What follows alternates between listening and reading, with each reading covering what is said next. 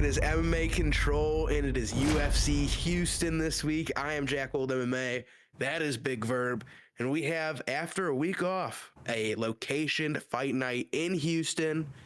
And we're going to give you our picks. We're going to maybe not break down as many fights as typical, but we're going to be rocking and rolling. How you feeling? I'm feeling good. Ready for a little H-Town battle. That'd actually be a cool city to go to a fight. And I will say, I've never been to Houston, but I've heard good things about their food and strip clubs. So it must be. I would only go to Houston if Glorilla invited me.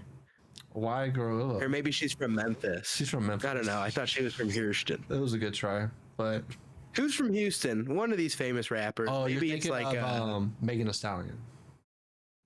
That's who you're That's the one. That's the one. Getting back on topic, we've got some fun fights on this card. We have some fun betting odds on this card. And I think we should start off with my lock of the night. First fight of the night. Big favorite, -400. Crispy Carly Judice is the best 5-2 fighter you will ever see. She should be 7-0. 2 bullshit split decisions. And Juliana Miller, respectfully, dog shit. I'm going to have to agree with you. I think Carly Judice is kind of like who Miller thinks she is in a kind of a way overall, because Miller's not really good at like anything particular. She's kind of got a little bit of technically a good grappler, but even then, technically. But the one thing I'll always say with Miller that she has a lot of people don't have, well, especially women fighters, she has heart, and she'll just keep going and going and going. And I do respect that, especially these days in the women's division. So she's always a dog, but I think Judice is definitely that overall just a little more overall better fighter. I think that's a good pick. Juliana Miller's I don't know about a lock of the night, but the first 4 minutes and 59 seconds, she will be crumpled against the fence. TKO, Carly Judice. Wow. Okay. Hammer. Next up, we have Yadier Del Val, the undefeated Cuban, taking on the Monkey King, Jordan Levitt. I wonder if Jordan Levitt's been paid off yet. I'm going to take the undefeated Cuban. He had a little bit of a controversy his last fight versus Isaac Dolgarian, but I do think he is actually a very good prospect. Yeah, I think I'm going to go with you. A great prospect, just like you talked about. And Jordan Levitt, I like him. I think he's hilarious. It's that grappling's everything. So if he doesn't get, that takedown or an opportunity for that, it's not usually in the greatest space. So I'm going to have to go with the undefeated fighter today. I love it. Next up, my second. When do I have 2 locks? Lock them down. 2 locks in the first 3 fights. John Paul Lebesnani versus Phil Rowe. Get Phil Rowe the fuck out of here. Jean Paul is going to, if he's smart, going to take him down and submit him in like 2 minutes. I can also see him trying to work and have some fun, but this will be a submission win from JPL. He's been training in Las Vegas for the last 6 months with the Canudos. I think he's in a grappling game plan. He's going to win this fight by finish. Bye-bye, Phil Rowe. You're no longer in the UFC. Who you got? I definitely got Jean Paul as well. Just better everywhere, to be honest with you. I was kind of going back and forth on the KO, but now listen to you. It is kind of way more bolder than the submission. But kind of like you said, I can kind of see him playing around with Phil a little bit, and that worries me. It worries me as well, because Gene is not the most durable guy. No, I feel like Phil, once you get like one of those comeback wins, you put in your head that you can do it, and they tend to do it again at some point. Not always back to back.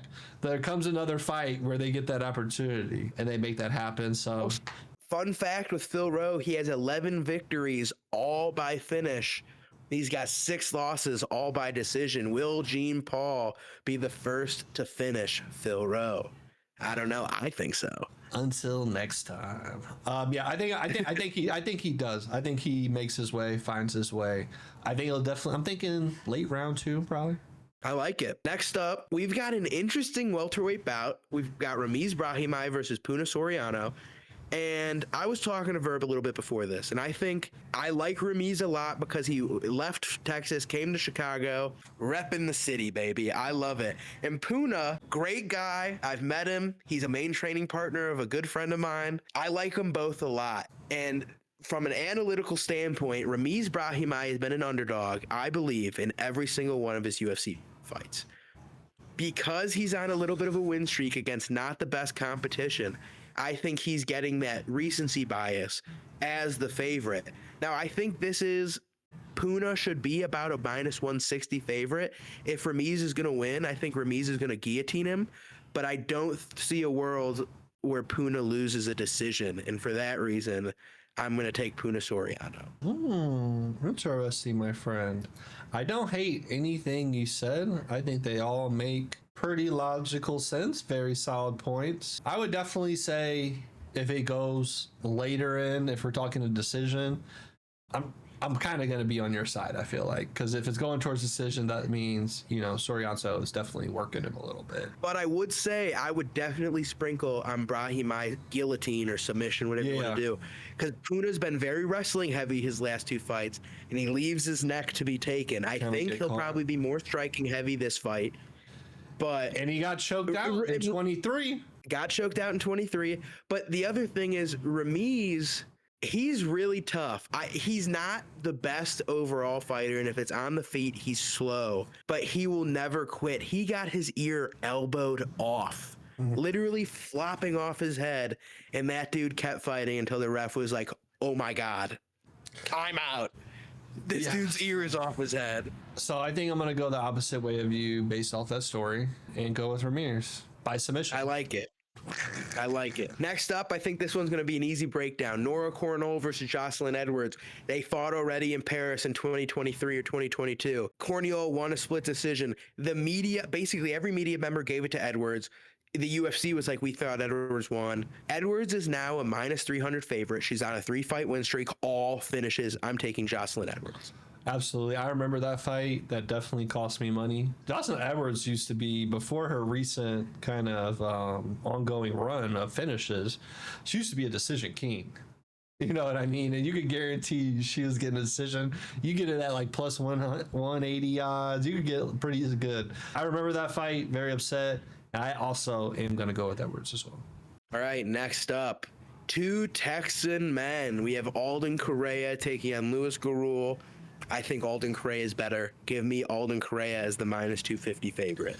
Yeah, I don't have a crazy breakdown of this. I'm going to go with you. I think they're giving him a little bit of a layup to make his way into the UFC with this. So love it. Next up, at flyweight, Ode Osborne versus Alibi Idris. Alibi's coming off tough. He got finished by Joseph Bopo Morales at UFC 319. Ode is one of those guys who will beat the shitters and lose to the good ones. I don't think Alibi's a shitter, but I think Ode knocks him out. Give me Ode Osborne as a plus 155 dog. Wow. I'm not going Osborne. I think he got his one-off win, which he deserved. I will give him that. It's just red from there. Just red. See, if Alibi was a grappler, I would be picking Alibi, but he is a wild striker, and nobody's as fast as Ode. Yeah, you could definitely say that, even though he's been knocked out a couple times. But I think I'm gonna go against you. I met Osborne. He's actually a very nice guy, very humble and welcoming person. But I think I'm gonna go with the favorite. Nice. Next up, we have Texan native Chidi Njokuani taking on Carlos Leal. Carlos Leal, former PFL champion, 1-1 in the UFC so far. Chidi kind of all over the place, but big welterweight, dangerous, but only has about 7 minutes of cardio. I would pick Leal in most situations if it wasn't against a guy like Chidi, who's 6'4" and could dead you. 6'4" and could dead you like that. And I think that's the kind of guy that beats Carlos Leal. I'm taking Chidi Njokuani under 1.5 rounds. I don't. The 1.5 scares me a little bit. Not the bunch, but scares me a little bit. But I think I'm gonna go with you as well. Leaf.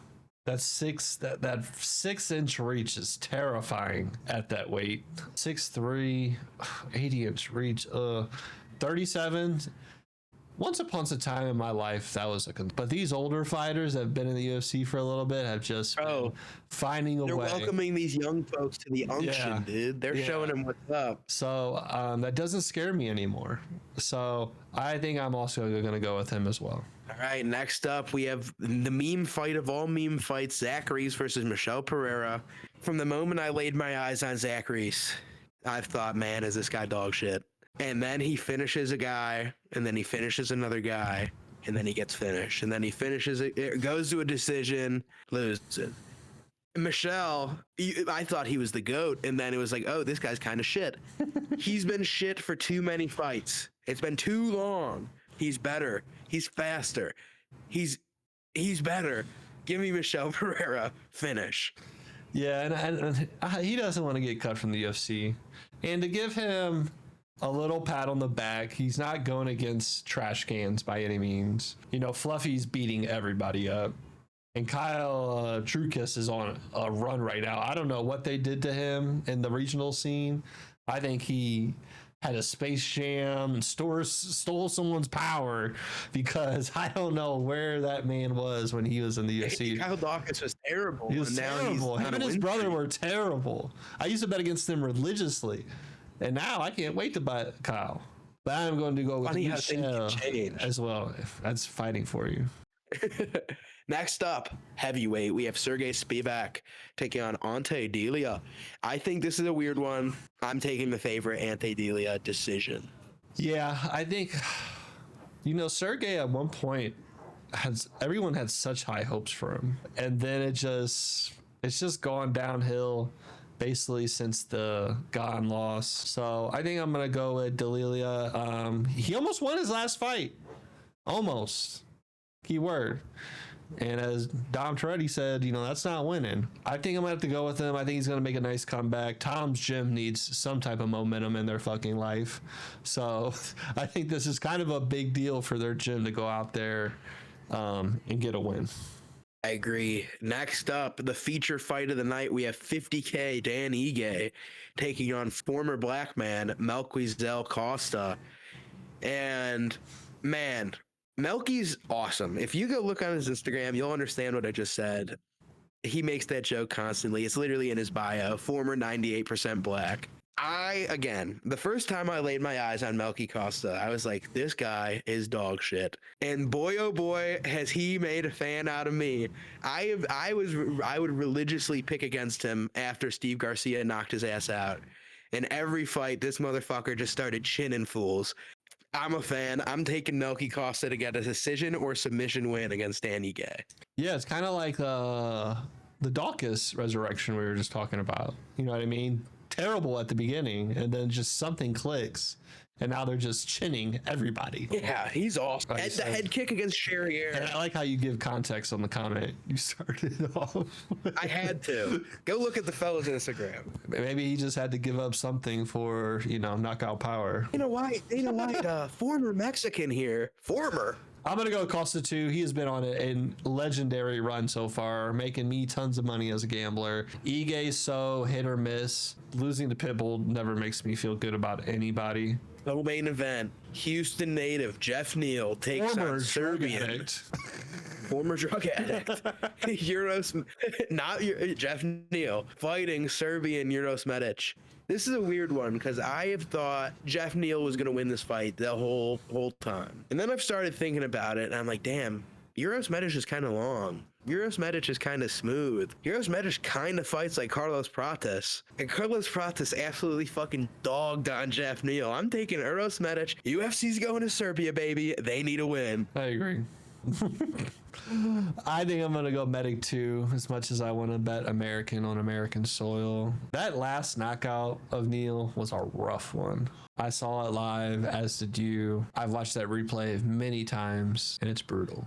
And it wasn't even the finish. It was 4.5 minutes of a fucking ass whooping. Then he finished. Yeah, I think he's gonna have to go a little bit lower on the bracket to start racking up some wins. I think he's gonna lose here, so he'll only be on a 2 losing streak, and then I think they'll throw him someone decent up and coming, and he'll get back on track. But I don't think that's this fight for him. So I'm going to go Medic. And I think, honestly, he's probably going to knock him out round 2. That's what I think. And then the main event, UFC Houston, Sean Strickland, America, baby, taking on Anthony Hernandez. Now, I love Fluffy. I was telling Big Verb yesterday, I get a weird feeling every time these guys who are at like this legendary number, they've done this more, Kamaru has the same amount of title defenses as GSP. If he beats Leon again, he's the best. Head kicked. Oh, Aljamain. It's like, oh, Aljamain, he's done it. He's the best. Sugar Sean fucking knocks him out. A middleweight has never had to win more than 8 fights in a row to get a title shot. Fluffy's won 8. This will be the 9th. I think Sean Strickland is going to win by mythical curse, teeps and takedown defense, and he'll win a 48-47 decision. I don't hate it. I definitely think it goes to decision. I do think Sean's had a long break from fighting.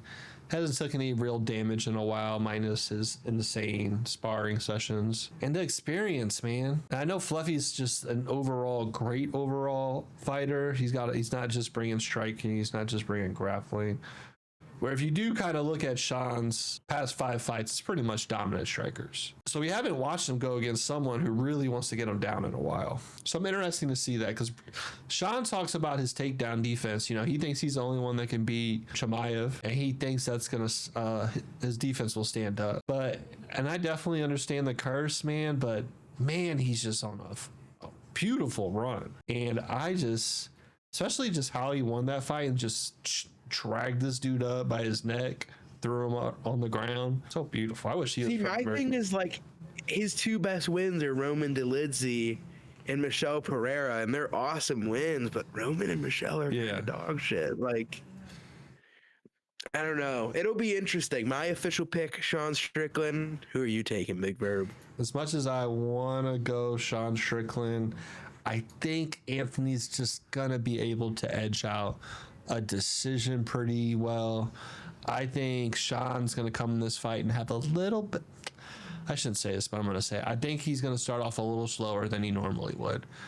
He's going to have butterflies. Which is already pretty slow. Exactly. So I think he's going to have butterflies that first round or 2. Fluffy's going to steal those rounds. And then you're going to see Sean kind of start picking it up in the later rounds. But I think Fluffy will probably steal 1 more and probably seal the deal in the fight. I like it. Hey, it'll be an interesting card, man. I think Houston will be a good one. I think there's some brawls, some bangers, some good technical fight. I'm giving it random grading. I'm giving it like a B+ fight night. You feel me? Honestly, for a fight night, I don't disagree with it. Got a couple undefeated people going against each other. That's rare, even if they don't have a ton of UFC fights. It could use one more big fight, but yeah. You know who it's missing is like Kevin Holland or someone like that. You know what I mean? Like a good, not to you, because Kevin Holland turned down Jeff Nail. Not true. I also, making a realization here, we skipped a fight. Jacoby Smith versus Josiah Harrell. You know, it's funny. I almost said that to you earlier, but I thought you had a master plan for it. I know, we skipped it. Now, I'm happy we skipped it almost, because there's a little backstory here. Jacoby Smith, potentially the #1 prospect at all welterweight. A phenomenal wrestler, phenomenal martial artist, 11-0, Fury champion, powerful on the feet. He's taking on Josiah Harrell. Now, if you remember that name, it's because he was supposed to fight Jack Della Maddalena on International Fight Week of 2023. And then during his pre-fight medicals, they found out that Josiah Harrell had moyamoya disease, which is literally he has holes in his fucking brain. Had brain surgery, came back 18 months later, is on a 4-fight win streak with 3 finishes, beat a 13-2 Kyrgyzstani or Kazakhstani guy 2 weeks ago on LFA, made him quit, 11-0, just like Jacoby. 4 weeks. Or 4 weeks ago. And man, he's small for the division. Can Jacoby smush him? I think so. But I think this fight is going to make it to at least round 3 or a decision, which never happens in Jacoby Smith's fights. I think this might be his most competitive fight yet. However, I am going to take Smith to win. I think the hill might be a little bit too tall to climb for Josiah Harrell this quickly. I am 100% with you. I have nothing to add. You broke it down perfect. It'll be the best fight it'll be the best Jacoby Smith fight, hopefully, that you've ever seen, though. I think it'll be the most competitive. I think that's an underrated fight on the card. I think that'll be a really good one. That's my #1 most anticipated. I can't wait. That'll like be an that. awesome fight. I like that. And Josiah Harrell, friend of the program, he follows the boy. Hey, shout out to him. Well, all right, But sir. that kind of does it. That is What are you it. thinking? I think overall, pretty good card. Can't wait to watch it. I had Any no parting thoughts? I have no complaints after a no fight weekend again. I actually felt, compared to the long break, I definitely felt it last week not having fights. I definitely felt it. I was like, shouldn't I be at DraftKings or Theory with somebody right now? Shouldn't I be doing something right now? Oh, it's Valentine's Day. My bad. Girlfriend was happy. Hey, So that's all that fighters matters. gotta love too, man. Yeah, pretty much. I'm about to absolutely annihilate some Quick Trip. What you get from Quick Trip? Or are you going to Quick Trip? I'm gonna go to Quick Trip.